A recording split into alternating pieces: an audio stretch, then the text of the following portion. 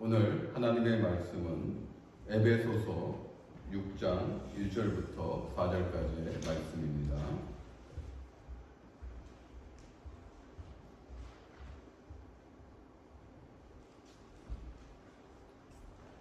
말씀을 다 찾으셨으면 한 목소리로 봉독하겠습니다. 자녀들아, 주 안에서 너희 부모에게 순종하라. 이것이 옳으니라. 너희 아버지와 어머니를 공경하라. 이것이 약속이 있는 첫 계명이니 이로써 너가 잘되고 땅에서 장수하리라. 또 아비들아, 너희 자녀를 노엽게 하지 말고 오직 주의 교훈과 훈계로 양육하라. 아멘. 최근에 캄보디아에서 선교하시는 교단 선교사님께서 이메일로 편지를 보내오셨습니다. 이 선교사님께서 이 동남아 소식에 좀 접하기 위해서 뉴스를 들었는데 그 들은 내용이 이와 같습니다. 그 동남아 10여 개 국가 정확하게 2,000명의 여론 주도층을 상대로 한 설문조사 결과를 싱가포르의 국책연구기관에서 조사하고 발표를 하였습니다. 그런데 놀랍게도 이러한 설문조사에 우리가 기대하지 못한 답이 나왔습니다. 어떤 설문조사였냐면, 만약 선택할 수 있다면 가장 살고 싶거나 일하고 싶은 나라를 묻는 질문에 한국은 4%밖에 되지 않았다는 것입니다. 그러면서 선교사님은 되게 의아했습니다. 왜 그러냐면 삼성, 현대, SK 등 굴지의 기업들이 지금 동남아에서, 미국뿐만 아니라 동남아에서도 엄청난 이 경제 활동을 하고 있습니다. 또 그뿐만 아니라 K-팝, K-푸드, 이거 어마어마합니다. 우리가 우리 교회에서 운영하는 한국학교에서도 그 K-팝, K-드라마 때문에 한국말을 배우기 위해서 오는 성인 미국 분들이 계십니다. 지금 공부하고 계세요. 미국에서도 열풍이지만 이 동남아에서도 K-팝, K-드라마, K-푸드 같은 경우는 엄청난 열풍 가운데 있는데, 아시아에서 만일 너가 살고 싶은 나라가 있다면은 선택해봐라는 이 설문조사에 동남아 10여 개 국가의 2,000명의 여론 주도층의 사람들이 한국을 4%밖에 지목하지 않았다는 것입니다. 이거 상당히 충격적인 일입니다. 그러면서 이 선교사님이 자신의 선교 생활, 그리고 그 캄보디아에서 삶 가운데 있었던 일화를 편지를 이렇게 보내왔습니다. 여러분과 함께 하기를 원합니다. 이 선교사님께서 이제는 하루는 이 커피점에 갔습니다. 아이스 커피를 주문을 했는데, 이 남편이 이 선교사님을 맞이하면서 이렇게 이야기합니다. 지금 아내가 잠시 낮잠을 자고 있어서 커피를 만들어줄 수 없습니다. 미안합니다. 라고 이야기합니다. 그래서 봤더니 커피를 만드는 그 아내는 나무 밑 해먹에서 오수를 즐기고 있었던 것이에요. 우리 같으면 상식적으로 이해가 안 되죠. 여러분 이해할 수 있습니까? 낮에 커피를 만드는 그 아내가 해먹에서 오수를 즐기고 있으니까 이 남편이 깨울 수 없으니까, 지금은 아이스 커피를 만들 수 없습니다. 죄송합니다. 다른 시간에 와 주십시오. 라고 얘기한 것이에요.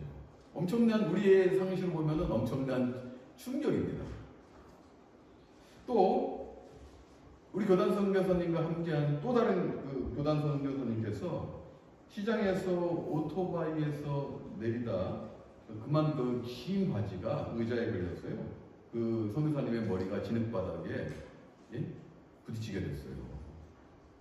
그랬더니 시장 많은 사람들이 우르르 몰려와가지고요, 물을 가지고 오고 의약품도 가져오고 그러면서 상처를 씻어주고 보듬어주는 그 모습을 이 선교사님께서 보시고,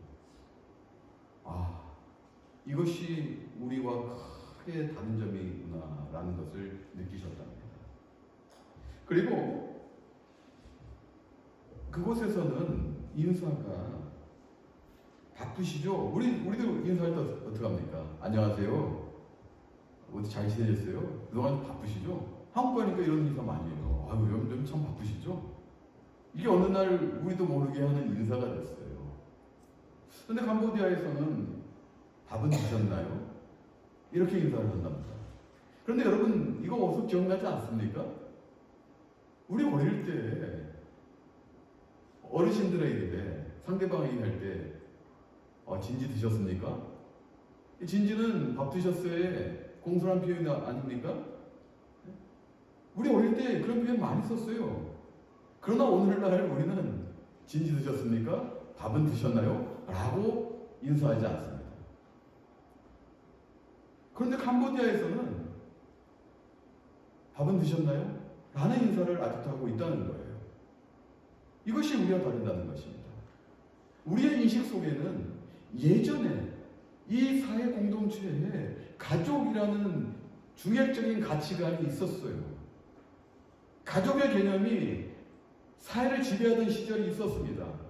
그러나 어느 날부터 이제는 핵가족이 되고 우리의 모든 삶은 우리의 풍요로운 삶을 위해서 물질지향적으로 성공주의를 향해서 나아가고 있는 그 순간부터는 이제는 진지 드셨나요? 이런 표현 안 씁니다. 건강하시죠? 요즘 얼마나 바쁘십니까? 이런 표현으로 이제는 우리가 바뀌어가고 있다는 거예요. 그런데요, 밥 드셨나요? 진지 드셨나요는 식구들끼리 할 수 있는 표현이에요. 그렇지 않습니까? 식구들끼리 할 수 있는 표현이죠. 이것이 이러한 인사의 배경에는 우리가 한 가족이라는 의식이 그 배경에 있다는 것입니다. 이것이 오늘날 우리로부터 떠나서 이제는 우리는 바쁘시죠라는 그 문안 인사가 더 우리에게 친밀하게 다가온다는 것입니다. 사실 우리가 살면서 생각해 보세요. 우리에게 필요한 것은 일용할 양식입니다. 주님도 분명히 우리에게 주기도문을 가르치실 때 일용할 양식을 구하라고 말씀하셨어요.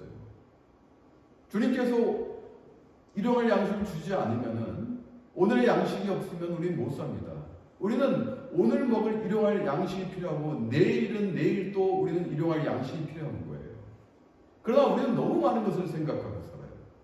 너무 많은 것을 계획하고 생각하고 이루어내려고 하고 그리고 풍요로운 것이 성공이라는 인식이 있기 때문에 우리는 이제 가치관이 바뀌고 우리가 소중히 여기는 것들로부터 멀어지기 시작했습니다. 그럼 오늘 성경은 우리에게 어떻게 가르치고 있을까요? 오늘 본문 말씀 1절을 보게 되면 자녀들아 너희 부모를 주 안에서 순종하라 라고 사도 바울은 가르치면서 이것이 옳다라고 더 강조합니다. 여러분, 이것은 가족의 가장 핵심적이며 기초적인 거예요. 가정에 부모가 없다면 그것은 완전할 수가 없습니다. 부모가 있기 때문에 부모가 열심히 벌어서 자녀를 양육하고 먹이고 그리고 지키는 것 아니겠습니까? 오늘 사도 바울은 그 가족의 중요성을 얘기하면서 자녀들아 너희 부모를 주 안에서 특별히 주 안에서라고 강조하고 있습니다. 순종이야 우리는 당연한 건 아니겠습니까? 우리는 본성적인 거예요. 본능적으로 우리는 태어나서 부모 말씀에 순종해야지 살 수 있는 거예요. 어릴 때부터 순종하지 않는다면 그건 살 수가 없습니다. 순종하지 않은 자녀를 어느 부모가 좋아하고 어느 부모가 양육하겠습니까? 미움을 사면은 부모로부터 어려움을 겪을 수도 있는 거예요. 예전에 그랬습니다. 노마 시대에는요, 이 부모가, 특별히 아버지가 강력한 권한을 갖고 있어요. 자녀를 키울 권한뿐만 아니라 자녀를 노예 시장에 팔 권한도 있었습니다. 엄청난 고난이 있었어요. 오늘날 뭐 그것까지는 아니지만 정상적인 부모라면은 자녀를 노예로 받지는 않죠. 그렇지만은 자녀를 일정 기간 최소한도 18세까지는 부모 그늘에서 자녀들이 부모 밑에서 자라야 됩니다. 그러려면 순종해야 되는 것은 본성적이라는 것입니다. 자연적이라는 것이에요. 그런데 사도 바울은 더해서 주 안에서라고 이야기합니다. 왜 사도 바울은 그러면 주 안에서라고 지금 그 범위를 제한하고 있을까요? 제한은 아닙니다. 왜 주 안이라고 이렇게 특정하고 있을까요? 사랑하는 여러분, 이동원 목사님의 짧은 이야기 긴 감동이라는 책에 나온 이야기입니다. 여러분과 함께 나누겠습니다.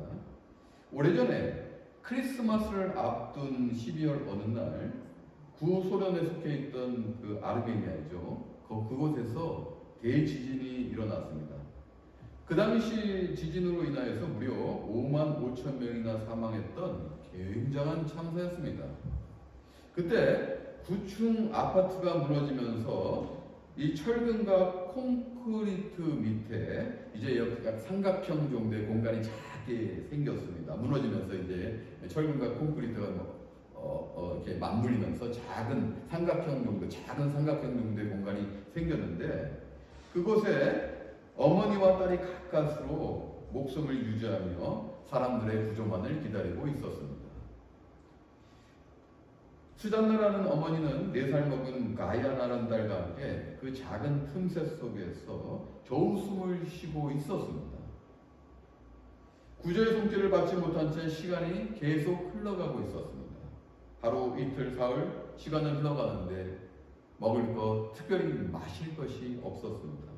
그러므로 4살 먹은 딸 가야나는 그 어머니 옆에 누워서 비명을 지르며 엄마 목말라, 엄마 목말라 계속 반복해서 칭얼거리고 있었습니다.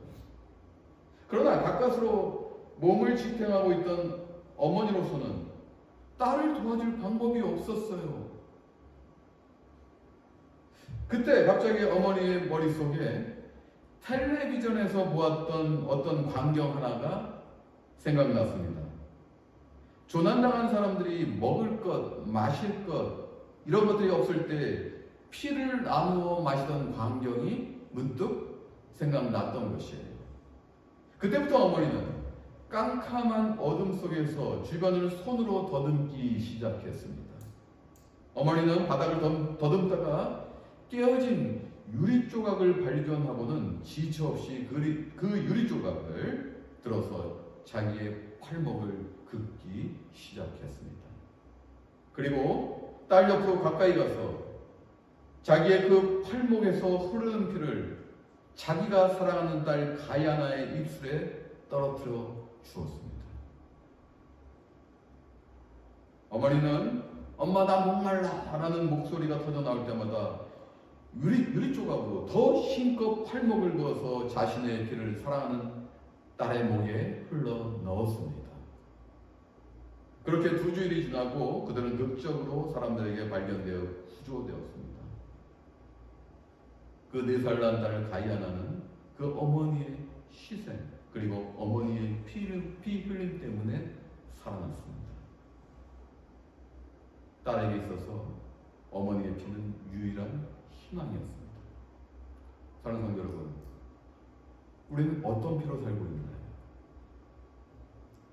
성부 하나님께서 우리를 구원하기 위해 개입하시고 그리고 그것을 실행하기 위해서 인간으로 오신 예수님은 십자가에 달리시고 당신의 피를 다 내부어서 우리에게 주셨습니다. 그 보혈로 인해서 우리는 다시 살 수가 있고 그리고 우리는 그 보혈로 인해서 새로운 가족 공동체가 생겼다는 것입니다. 피보다 더 진한 예수님의 보혈로 세워진 교회 공동체, 운명 공동체, 사랑 공동체, 믿음 공동체. 우리는 한 가족이라는 것입니다. 그러므로 주 안에서 우리는 우리 주님의 충성하듯이 보혈로 우리를 세우신 새로운 믿음의 공동체 되시는 그 주인 예수 그리스도에게 충성하듯이 그 예수님을 본받아서 우리 부모를 순종하는 것입니다. 예수님이 이 땅에 오셔서 성부 하나님의 말씀과 계획에 복종하신 분이에요. 순종을 넘어 복종하신 분이에요. 주님은 우리 가족 공동체의 그 삶의 모범이 되신 분입니다. 그러므로 사도 바울은 오늘 주 안에서 너희 부모를 순종하는 것이에요. 새로운 믿음의 공동체인 가족에 일원된 너희는 주님을 본받아서 그냥 세상적인 얘기하는 그 효도가 아니라 그 주님의 보혈로 다시 산 너희는 부모를 그와 같이 생각하고 모시고 순종하는 것입니다.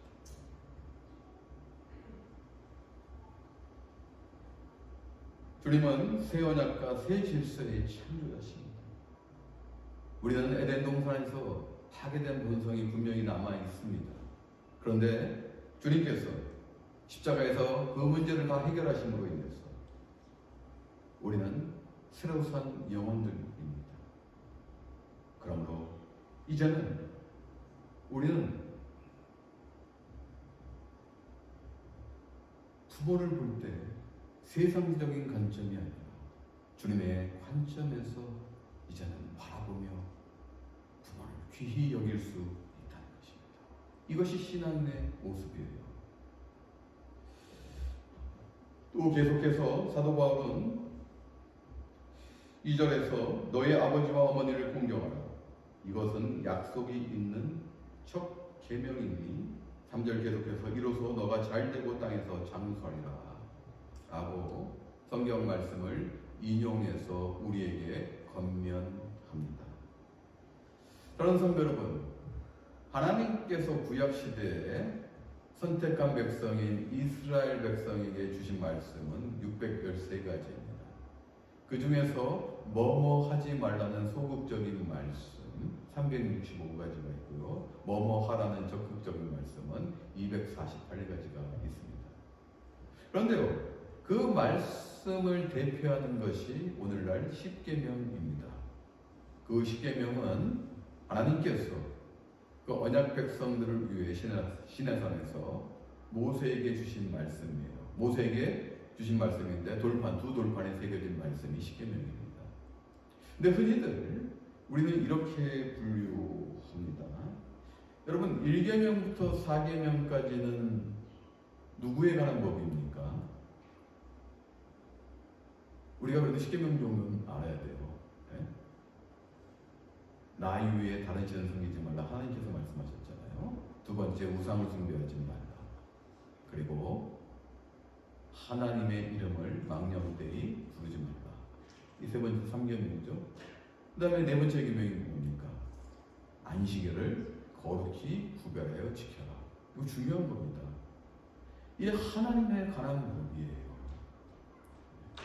그리고 5계명부터 10계명까지는 인간에 관한 법, 이웃에 관한 법입니다. 그 첫 번째가 너의 부모를 공경하라입니다. 물론 어떤 계명이 더 크고 작다라고 얘기할 수는 없습니다만은, 그러나 6번째 계명인 살인하지 말라보다 너의 부모를 공경하라가 더 먼저 나와 있다는 것에 우리는 주목할 필요가 있습니다. 또 7번째 뭐예요? 간음하지 말라. 8번째 도둑질하지 말라. 9번째가 뭡니까? 너의 이웃을 거짓 증거하지 말라. 10번째가 너의 이웃을 탐하지 말라. 이게 다 인간에 관한 법, 이웃에 관한 법이에요. 그 중에 첫 번째 약속 있는 계명, 오늘 사도 바울이 얘기하지 않습니까? 약속 있는 첫 계명이 내 아버지와 어머니를 공경하라. 왜 그러면 사도 바울은 약속이 있는 계명이라고 오늘 기록하고 있을까요?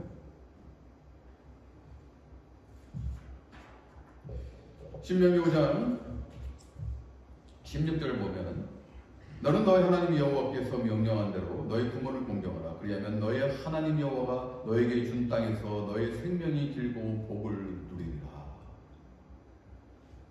라고 하나님께서 말씀하셨는데, 자, 1계명부터 4계명까지는 수직적으로 하나님에 관한 법입니다만 5계명부터 10계명까지는 수평적으로 인간에 관한 법인데, 너가 너희 부모님을 잘 공경한다면 너희 하나님 여호와가 너에게 준 땅에서 너의 생명이 길고 복을 누리리라. 장수할 뿐만 아니라 하나님께서 주신 만복을 누리리라. 이것이 약속이 있는 첫 계명이다 라고 사도 바울은 지금 우리에게 권면하고 있는 것입니다. 뭐 이거 당연한 거 아니겠습니까? 부모를 잘 공경하면은 믿는 우리들은 하나님께서 엄청난 복으로 또 장수로 임하시지 않겠어요? 생각해 보세요. 하나님의 자녀들이 이렇게 부모를 공경하면서 유하여 살고 있는데 어떻게 못 살게 하시겠습니까? 우리 당연히 이런 거에 기결할 수 있습니다. 결과적으로. 그런데 오늘 재미있는 것은 사도 바울은 신명기 5장 16절 출애굽기 20장 12절 이 5계명의 말씀을 인용하면서 이 부분을 인용하지는 않았어요. 즉 무슨 얘기냐? 너의 하나님 여호와가 너에게 준 땅에서 이 부분이 빠져 있어요. 자세히 보시면은 다시 한번 보면 너의 아버지와 어머니를 공경하라. 이것은 약속이 있는 첫 계명이니 이로써 너가 잘되고 땅에서 장수하리라. 너가 잘되고 땅에서 장수하리라고 했지. 너의 하나님 여호와가 너에게 준 땅에서라는 부분이 빠져 있는 것을 우리는 발견하게 됩니다.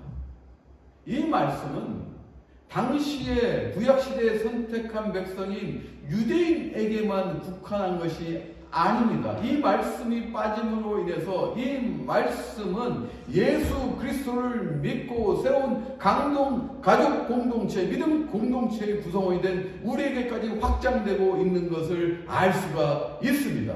이 말씀은 영원하다는 것이에요. 구약시대에만 존재한 그 제한적인 말씀이 아니라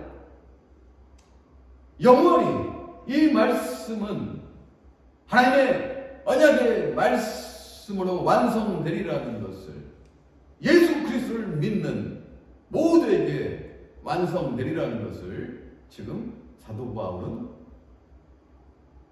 이야기하고 있는 것입니다. 그래서 이것은 약속에 있는 첫 계명이니 우리에게 주신 약속에 있는 첫 계명이니 너희가 꼭 지켜야 될 것이라는 것입니다. 그렇습니다. 여러분, 분명히 튼튼한 이 가정 생활이 없다면요 건강한 사회 생각할 수 없어요. 저는 오래전부터 주장했습니다. 가정이 건강하고 튼튼하지 못하면 교회도 건강하고 튼튼할 수가 없습니다. 그러면 당연히 사회는 건강하지 못한 것은 자명한 결과예요. 여러분, 모든 신앙의 기초는 가정이라는 거예요. 여러분, 가정에서부터 신앙생활 열심히 하셔야 돼요. 특별히 부모님들은 열심히 아이들을 가르쳐야 됩니다. 무엇보다도 제일 먼저 하나님의 말씀부터 가르쳐야 되는 거예요. 또 다른 측면에서 봅시다. 유대인들의 생각에서 한번 볼게요. 유대인들은 통상 율법의 두 돌판에 이제 각각 5계명에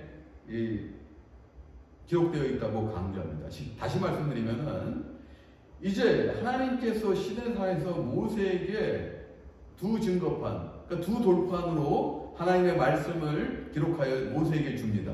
그런데 한 판에는 1계명부터 5계명까지 기록되어 있고 또 다른 판에는 6계명부터 10계명까지 기록되어 있다는 것이 유대인들의 생각입니다.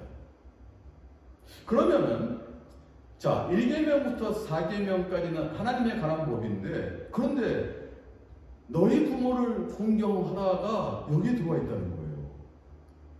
이것은 놀라운 사실을 우리는 알 수가 있어요. 새로운 사실을 발견할 수가 있습니다.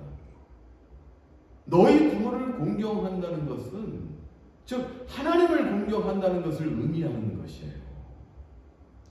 반대로 부모에게 주신 권위는 하나님께서 주신 권위라는 것입니다. 이게 유대인들의 생각이라는 거예요. 이것도 우리에게 주는 교훈은 상당히 큽니다. 여러분들이 태어날 때 나는 어느 가정에 가서 태어날 거야 라고 생각한 사람이 있습니까? 여러분 태어날 때 나는 저 가정이 좀 더 잘 살고 저 가정이 좀 더 뭔가 이게 잘 할 것 같고 나를 잘 키워줄 것 같으니까 나는 저 가정에 갈 거야 라고 하는 사람은 한 명도 없습니다. 하나님께서 주신 그대로 여러분들을 태어난 거예요. 그러므로 그곳에서 하나님께서 그 부모들에게 권위를 주심으로 인해서 하나님께서 선물로 주신 그 가정의 자녀를 키우게 하신다는 것입니다. 사랑하는 여러분, 그러므로 우리 자녀들은 이것을 생각한다면은 부모에게 순종 안 할 수가 없어요. 여러분 이제는 여러분이 첫 번째 하셔야 되는 게 뭡니까? 물론 하나님의 외에 다른 신 섬기지 말고 예배하고 다 중요합니다. 그거 당연히 해야 되는 것이죠. 철저히 해야 되는 것이죠. 또 그것의 연속선상에서 여러분들이 생각하는 것은 여러분의 앞날의 미래의 계획, 여러분들이 앞으로 실행해야 될 것들, 꿈, 비전 다 하셔야 돼요. 그런데 그것이 가족, 특히 부모를 등외시하고 여러분들 성공만을 위해서 나갈 수는 없다는 것입니다. 그러므로 이제 여러분들은 바쁘시죠? 그런 표현보다는 어머니, 아버님께 특히 진저는 드셨나요? 부모님 건강은 어떠신가요? 부모님, 어머니, 아버지 요즘 뭐 불편하신 데 없나요? 이것이 더 옳은 질문이 될 수가 있습니다.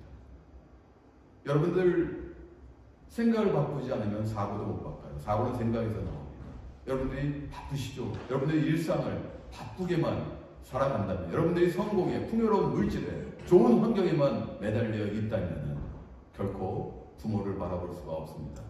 안타깝게도 이미 미주사에서는 이제는 키워놓은 자녀가 독립하면은 또 부모는 나이가 들면 요양원으로 갈 수밖에 없습니다. 그것이 문화예요.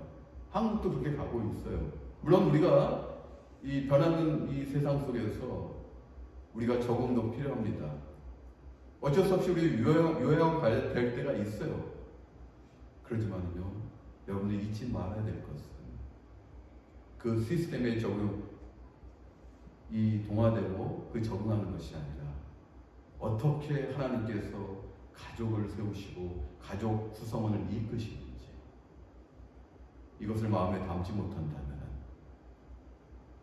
여러분이 평생 외로운 길로, 그리고 여러분 후세들, 특별히 결혼 안 하신, 앞으로 이제 결혼하시고 가정을 이끄실, 또 자녀를 낳으실 우리 청년들은 후세에도 그 자녀들의 똑같은 대우, 아니 더 못한 대우를 받을 수가 있습니다. 사랑하는 성도 여러분, 성경은 얘기합니다. 그리고 주님은 얘기합니다. 주 안에서 너희 부모에게 순종. 가슴에 새기는 십계명과 같은 돌판이 여러분 가슴에 새기는 말씀이 되기를 소망합니다. 마지막으로 우리 부모님들, 자녀를 잘 키워내야지 대우도 받는 거예요. 그렇지 않습니까? 자녀를 신앙으로 잘 키워내야지 대우받지. 그냥 성공에만 매달리고, 제가 참 안타까움이 있어요. 이제 많은 부모님들하고 밖에서 얘기를 하면은 자녀의 미래를 딱 따질 때요, 돈 많이 버는 것부터 얘기하더라고요. 이러이러한 공부하면 돈 많이 법니다. 왜 저한테 얘기를 수밖에요? 목사님까지 불구하고. 예, 다 들어주죠. 아, 그래요? 몰랐네요. 그럼 내가 딱 한마디 합니다. 그 돈 많이 버는 것이 결과적으로 성공일까요? 그 한마디만 합니다. 더하면 논쟁이 되지 않습니까? 그 의식 속에 그것이 있는데 제가 더하면 논쟁할 수는 없으니까 한마디만 합니다. 모든 초점이요, 물질에 있어요. 이러이러한 공부를 해서 돈 많이 벌고 좋은 집 사고 좋은 삶, 레저 뭐 여러 가지 있고 이래야지, 이것이 우리의 목표라고 생각하고 있어요. 그렇게 자녀를 키운다면 오늘 사도 바울은 그와 같이 하지 말라는 거예요. 오늘 사도 바울은 아비들아 너희 자녀를 노엽게 하지 말고 오직 주의 교훈과 훈계로 양육하라. 다른 말씀 같지만 연결되어 있습니다. 네? 주의 교훈과 훈계로 양육하라는 거예요. 주님은 이 땅에 오셔서 물질적인 성공을 위해, 정치적인 파라다이스를 위해서, 그리고 우리의 풍요함을 위해서만 오신 것이 아니라는 것이에요. 주님이 이 땅에 오신 것은 우리의 근본적인 영혼의 문제부터 고치시기 위해서 이 땅에 오셨다는 것입니다. 우리를 회복시키시고 타락한 본성에서 우리를 이제는 새로운 본성으로, 새로운 하나님의 자녀로 세우시기 위해서 이 땅에 오셨다는 거예요. 여러분, 제가 늘 얘기해요. 사랑하는 성도 여러분, 여러분 돈을 쫓지 말라 제가 얘기합니다. 근데 돈을 계속 쫓다 보면은요, 돈은 계속 앞서가고 돈은 잡히지가 않아요. 돈을 잡기 위해서 쫓아가는데 이상하게 안 잡혀요. 근데 어느 날, 오래전인데 한 선배께서 저한테 이런 조언을 해준 적이 있어요. 돈이라는 거는 나에게 자석과도 같이 굳게 하라. 그게 맞았어요. 너가 실력을 키우고 능력을 키우고 올바르게 간다면 돈은 와서 붙는다는 거예요. 그거 맞아요. 살아보니까 내가 좀 돈 쫓는다고 내가 이 돈 다 못 잡더라고요. 그런데 내가 능력이 있고 내가 실력이 있고 내가 주의 교훈으로 올바르게 살아간다면 하나님께서 그냥 붙여주셔요. 돈이 붙어 그냥 막 눈사람처럼 막 그냥 자기끼리 막 굴러갑니다. 그냥 이거예요. 이 기본에 충실하시더라고요. 주님께서 말씀하셨잖아요. 너의 영혼을 먼저 돌본 나를 닮으라. 그러면 우리는 답이 나와 있어요. 아이들을 노역해 하지 않습니다. 성공의 기계가 되기 위해서 막 몰아붙이지 않아요. 한국에 막 사교육 이것저것 해가지고 그냥 여기 안 하면은 불안하니까 또 맡겨야 되고 많은 돈을 투자하면서는, 그런데 아이들이 처음에 순종해서 하지만 커가면서 엄청나게 불만이 많아요. 그들의 삶을 못 살았다는 고백들이 상당히 많습니다. 미국에서도 마찬가지예요. 이민사회도 얼마나 치열합니까? 바쁩니까? 결국은 아이들을 노엽게 할 수밖에 없은 환경으로 아이들을 내몰지 마시길 바라겠습니다. 주의 교훈으로, 훈계로, 때로는 책망도 하고, 물론 채찍질하면 안 되지만은 때로는 강하게 훈계도 할 줄 아는 그런 올바른 부모가 됐을 때, 그럴 때 그 자녀들이 여러분들에게 순종하고 여러분들을 경외하고 그 부모님들을 더 사랑하며 아끼며 나아갈 것입니다. 사랑하는 여러분, 오늘은 어버이 주일이죠. 또 미국은 또 마더스데이입니다. 다시 한번 어버이 되신 여러분들을 축하하고 특별히 또 마더스데이를 맞이해서 어머님들에게 정말 환영의 격한 말씀을 올립니다. 오늘 하루를 또 기념하고 축하하면서 주님께서 왜 우리에게 가족을 주시고 부모를 주셨는지, 또 특별히 어머니를 우리에게 주시고 어머니가 기독해 하시는지 하루를 깊게 묵상하는 주일이 되기를 주님의 이름으로 축원합니다. 참 좋으신 사랑의 주님 감사합니다.